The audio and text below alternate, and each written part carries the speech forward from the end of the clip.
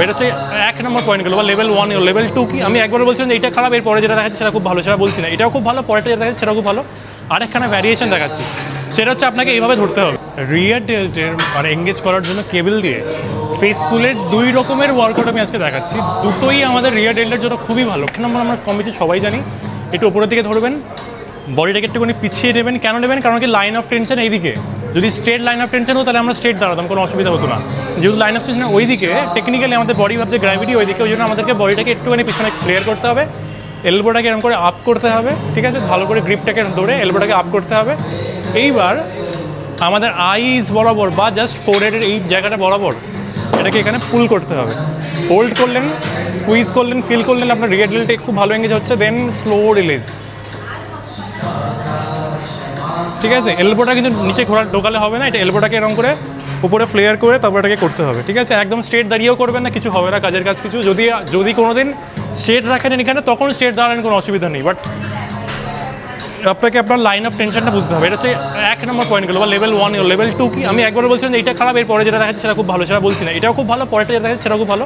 আরেকখানা variation দেখাচ্ছি, সেটা হচ্ছে আপনাকে এইভাবে ধরতে হবে। এরম নিলেন, এরমভাবে ধরলেন, এখানেও তাই ধরলেন। এবার একটা গ্রিপ তৈরি হলো এখানে আমার একটা।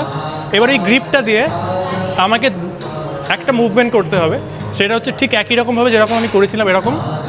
এইবার এই অবস্থাতে আমাকে এটাকে ঘোরাতে হবে উপর দিকে, আবার রিভার্স।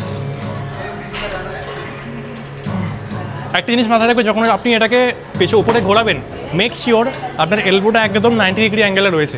এমন নয় কি সামনে করে তারপর ঘোরানো নয়, এলবোটা একদম পেছনে পুশ করুন, এঙ্গেজ হয়ে রইল আপনার rear delt, then do the rotation.